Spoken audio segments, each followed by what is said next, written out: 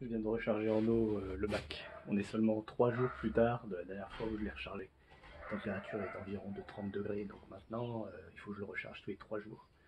Et ce qui m'est arrivé, c'est que j'étais un peu lent avant de me motiver à réajuster le pH et l'électroconductivité. Et je me rends compte que j'ai même pas eu le temps d'ajuster le pH de l'électroconductivité, que j'étais obligé de recharger la totalité de mon bidon.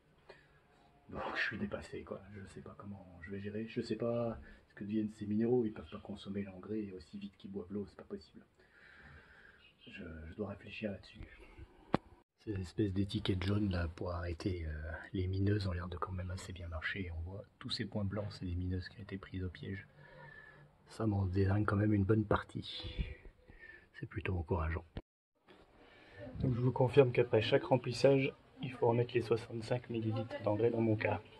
Donc ils absorbent bien l'engrais en même temps que l'eau. C'est assez surprenant, mais c'est le cas.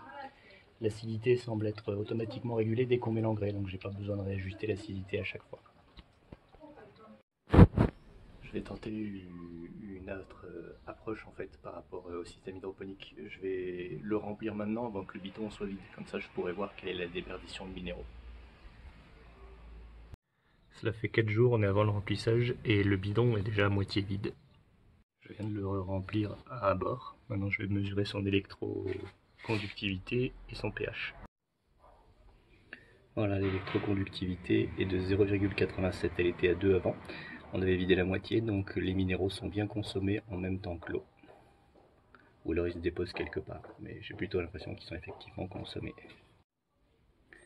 Le pH est remonté à 8,2. 8. Ça redescend, c'est rassurant. En tout cas, il est vachement remonté, c'est sûrement dû au fait que l'eau que j'utilise est légèrement basique, du fait de la présence de calcaire à l'intérieur. Je vais donc devoir remettre un peu d'acide à minima et encore de nouveau de l'engrais. Une demi-dose devrait suffire. Après l'ajout de 40 ml de solution nutritive, on arrive à 1,6, ce qui est déjà plus acceptable.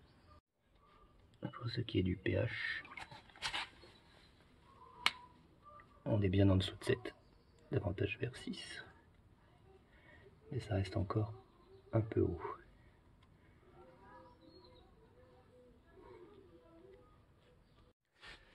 J'en déduis que la consommation de solutions nutritives pendant le début de la saison chaude est de plus de 40 ml tous les 4 jours, donc plutôt aux alentours de 50 ml, 50-60 ml en 4 jours, ce qui nous fait entre 12 ml de solutions nutritives par jour. Voilà, plus, donc on est aux alentours de 20 litres en 4 jours, 5 litres d'eau et 10 ml de solutions nutritives par jour. Il faudra que je calcule pour voir combien ça coûte sur le long terme. J'évolue du côté hydroponique. Donc là, on a tout ce qui est courge qui est en train de passer par-dessus tout ce qui est en dessous. Ce qui est en dessous qui n'a pas beaucoup poussé, le persil qui s'est un peu développé, mais d'autres trucs qui stagnent. Le millepertuis surtout, je pense, c'est le manque de lumière. Là, on voit même un plant de tomate, il pousse quasiment pas du fait qu'il n'y a pas assez de lumière. Là, on a le chrysanthème qui tombe tellement qu'il s'est allongé, qui essaye d'aller chercher la lumière devant, les courges, etc.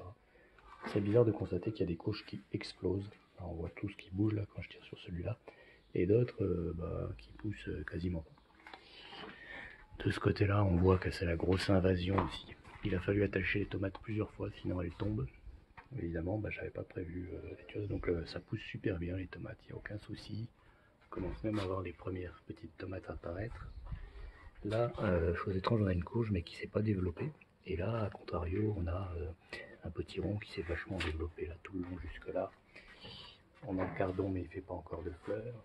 Caché derrière, on a le basilic, chrysanthème qui ne pousse pas énormément, un autre cardon ici. Là, on a les œillets d'âne qui poussent bien, la bacopa qui va bien. Le piège complètement recouvert, vraiment c'était pas du surplus. Partout, tous les pièges complètement couverts. Le tournesol qui a monté tellement haut qu'il a atteint le plafond. Le lupin qui stagne, le basilic qui stagne. Là on a la rhubarbe derrière qui stagne un peu, il doit manquer de lumière parce que le tournesol doit tout lui cacher. Pareil, là, La rhubarbe qui stagne avec la plante tomate aussi qui lui prend de la lumière. Là on a un œillet d'herbe plus classique qui pousse bien. En dessous on a la bacopa, le calendula qui a super bien poussé, donc il y a les feuilles ici qui commencent un peu à pourrir du fait qu'il est juste au-dessus du bidon d'eau. Là pareil on a une espèce de courge là, qui visiblement a décidé d'attraper le tournesol pour lui grimper dessus. Et là on a la grosse courge qui est en haut, j'ai mis une ficelle et il a poussé tout le long comme ça, jusqu'au plafond.